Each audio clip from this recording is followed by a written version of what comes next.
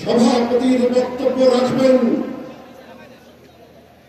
এদেশের মুক্তিকামী মানুষের অবিসংবাদিত নেতা, নীতির প্রশ্নে আপোষহীন ইসলামী আন্দোলন বাংলাদেশের সংগ্রামী আমির হযরত মাওলানা মুফতি সৈয়দ মোহাম্মদ রেজাউল করিম পীর সাহেব চাঁদপুর।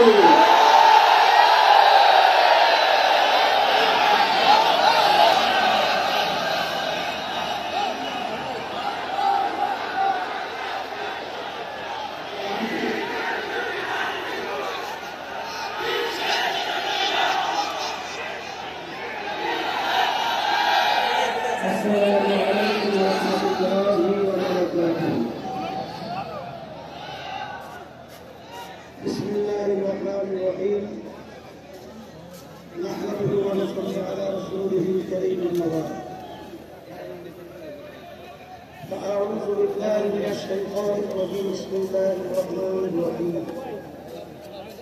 ظهر الفساد في البر والبحر بما كسبت أيدي الناس صدق الله العلي العظيم ولرسوله اللهم صل على سيدنا حبيبنا محمد صلى الله عليه وعلى آله وصحبه وبارك وسلم। আজকের এই সমাবেশ এই উদ্দেশ্যে ইতিমধ্যে আমরা গুরুত্বপূর্ণ ব্যক্তিদের গুরুত্বপূর্ণ আলোচনার মাধ্যমে আমরা মেসেজ পেয়েছি। সামনে বাংলাদেশকে এই লক্ষ্যে আমরা গঠন করার দায়িত্ব পালন করব ইনশাআল্লাহ। সংস্কার, বিচার ও ক্রিয়ার পদ্ধতিতে জাতীয় নির্বাচন আয়োজনের দাবিতে এবং দেশ ও ইসলাম বিরোধী সকল ষড়যন্ত্র ও চক্রান্তের প্রতিবাদে আয়োজিত ইসলামী আন্দোলন বাংলাদেশের আজকের এই মহাসমাবেশে উপস্থিত বিভিন্ন রাজনৈতিক দলের নেতৃবৃন্দ, ওলামায়ে কেরাম, সাংবাদিক বন্ধুগণ, শিক্ষাবিদ, বুদ্ধিজীবী ও প্রিয় দেশবাসী, সবাইকে আন্তরিক শুভেচ্ছা ও কৃতজ্ঞতা জানাচ্ছি। শুরুতেই জুলাই অভ্যুত্থানে জীবন উৎসর্গকারী বীর যোদ্ধাদের স্মরণ করছি। তাদের শোকাহত পরিবার পরিজনের প্রতি সমবেদনা জ্ঞাপন করছি। আহত ও ক্ষতিগ্রস্ত সকলের প্রতি সম্মান ও কৃতজ্ঞতা জানাচ্ছি। 1957 সাল থেকে শুরু করে 1947 ও 1971 সকল যোদ্ধাদের প্রতি শ্রদ্ধা ও সম্মান প্রদর্শন করছি। দুর্নীতি, দুঃশাসন মুক্ত, সমৃদ্ধ ও উন্নত রাষ্ট্র নির্মাণের জন্য এদেশের মানুষ শত শত বছর ধরে আত্মত্যাগ করে যাচ্ছে। সুশাসন প্রতিষ্ঠার জন্য রক্তের নজরানা পেশ করে যাচ্ছে। তারই ধারাবাহিকতায় 24 জুলাই আগস্টে ও আরেকটি গণ অভ্যুত্থান হয়েছে। আমাদের অতীতের আত্মত্যাগ কি বলে গেছে ভুল নীতি এবং অসুস্থ রাজনীতির কারণে। সুতরাং জুলাই অভ্যুত্থানকেও আমরা অতীতের মতো ব্যর্থ হতে যেতে পারি না। আবু সাইদুল মুক্তর আমাদের স্মৃতিতে অম্লান হয়ে আছে। আহতরা এখনো ক্ষত বয়ে বেড়াচ্ছে। তাই প্রয়োজনীয় রাষ্ট্র সংস্কার এখনই করতে হবে। অতীত স্বৈরতন্ত্রের সাথে জড়িতদের বিচার করতে হবে। আরেকটা কথা স্পষ্ট ভাষায় বলে দিতে চাই, পিআর পদ্ধতিতে নির্বাচন আয়োজন করার কোনো বিকল্প নাই। আজকের এই জনসমুদ্র পিআর পদ্ধতি নির্বাচনের পক্ষের জনসমুদ্র। সংগ্রামী দেশবাসী, 1972 সালে রচিত সংবিধান ছিল দেশের মানুষের অবিশ্বাস ও গণ আকাঙ্ক্ষার বিরোধী। সেই সংবিধান রচয়িতাদের স্বাধীন বাংলাদেশের সংবিধান রচনা করার ম্যান্ডেটই ছিল না। তারা ভিন দেশের সংবিধান অনুসরণ করেছিলেন বা করেছিলেন, ফলে যা হওয়ার তাই হয়েছে। কোনো ক্ষেত্রে কাঙ্ক্ষিত সমৃদ্ধ ও উন্নতি হয় নাই, রাজনৈতিক সংস্কৃতি নিশ্চিত হয়েছে। সবচেয়ে ভয়াবহ ব্যাপার হল সংবিধান মেনেই স্বৈরাচার তৈরি হয়েছে। এজন্যই আমরা সংস্কারের প্রশ্নে কত অবিচল ও আপোষহীন অবস্থান নিয়েছি।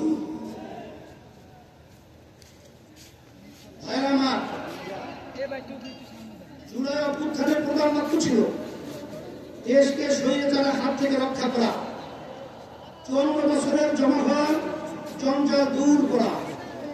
অভ্যুত্থানের পরে সংস্কার কমিশন গঠন করা হয়েছে, আমরা মতামত দিয়েছি। এখন সংস্কার নিয়ে দ্বিতীয় দফা আলোচনা চলছে। আমরা লক্ষ্য করছি মৌলিক সংস্কারে কেউ কেউ বড়ই বসে করছেন। এটা জুলাইয়ের সাথে বিশ্বাসঘাতকতা।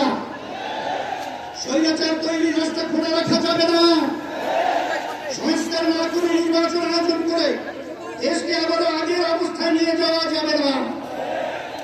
রাষ্ট্রের মূলনীতি সহ সংসদের উভয় কক্ষে ক্রিয়ার পদ্ধতি নির্বাচনের মতো বিষয় ঐক্যমত্য না হলে কোন ভোটের আয়োজন করতে হবে।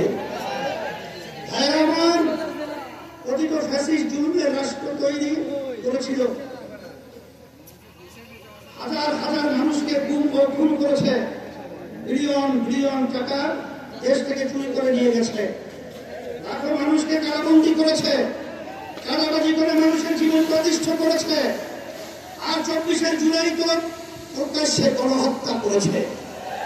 ফলে তাদের কোনো ক্ষমা নাই।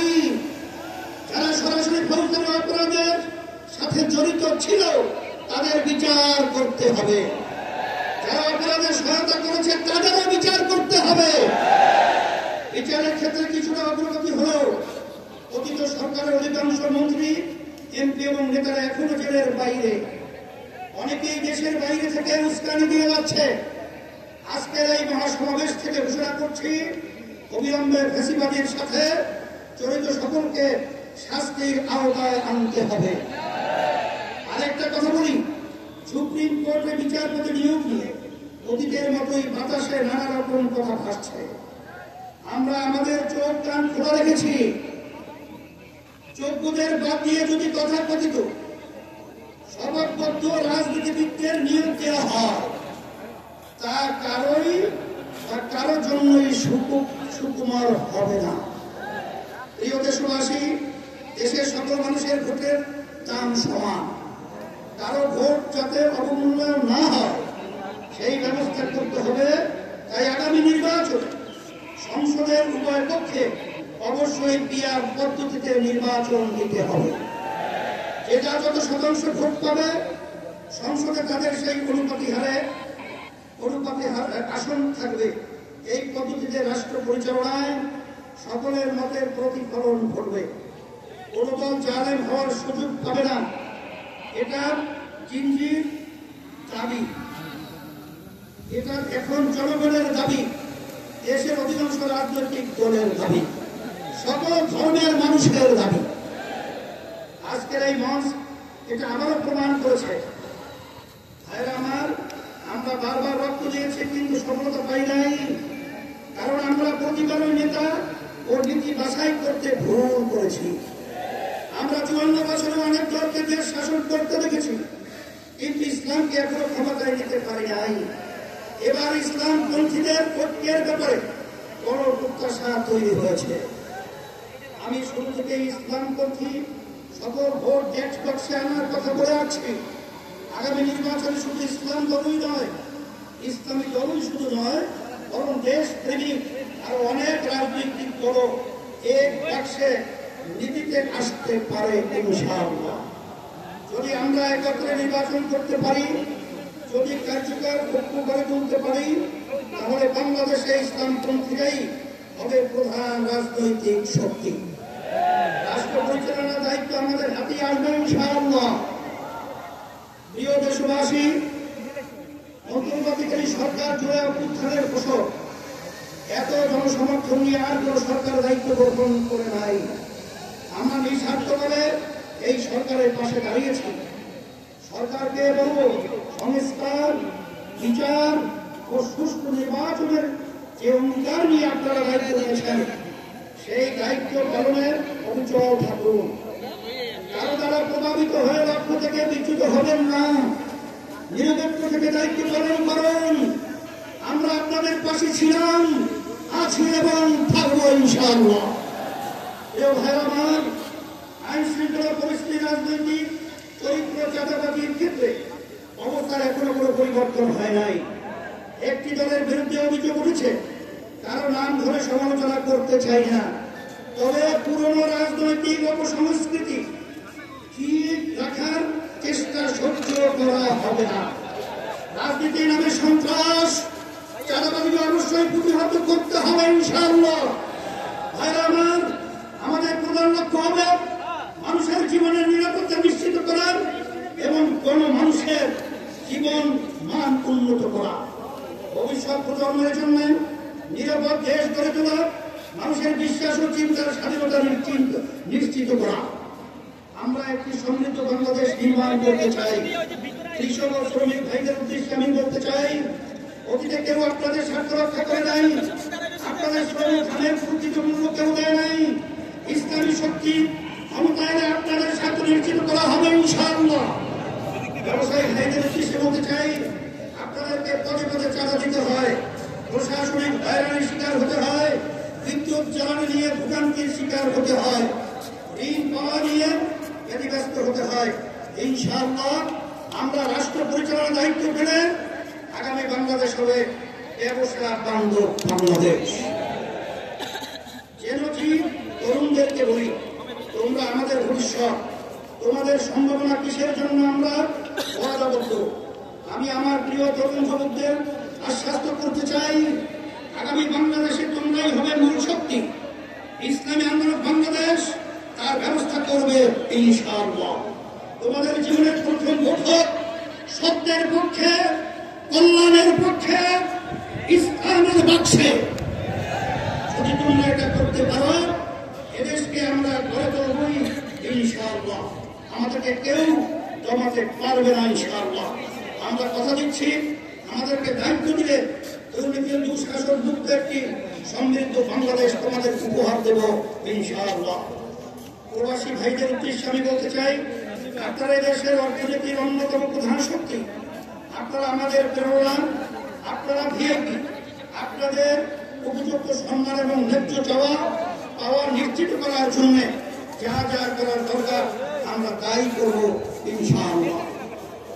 সম্মানিত ওলামায়ে কেরাম, আপনারা দেশের শ্রেষ্ঠ সন্তান, অথচ অনেক ক্ষেত্রেই আপনারা অবহেলিত এবং রাষ্ট্রের সুবিধা থেকে বঞ্চিত।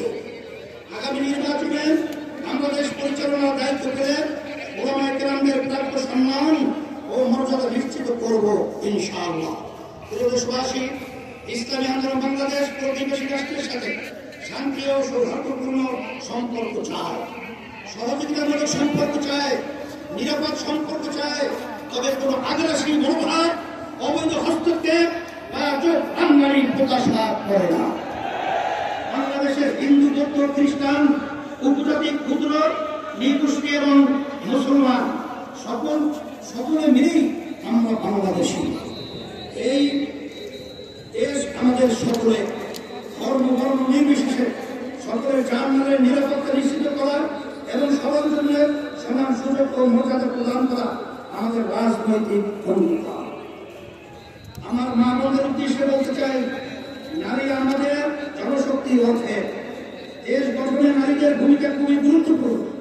ইসলামী আন্দোলন বাংলাদেশ নারীর স্বাধীনতা, সম্মান, অধিকার নিশ্চিত করতে চায়। আমরা নারীর প্রতি কোনো প্রকার সহিংসতা বরদাস্ত করব না, নারীকে পণ্য বানাতে দিব না। নারীর প্রতি মর্যাদা সমুন্নত করাই আমাদের পবিত্র দায়িত্ব। আমার এই মহাসমাবেশ থেকে আমরা ফিলিস্তিনি জনতার প্রতি সমর্থন ঘোষণা করছি।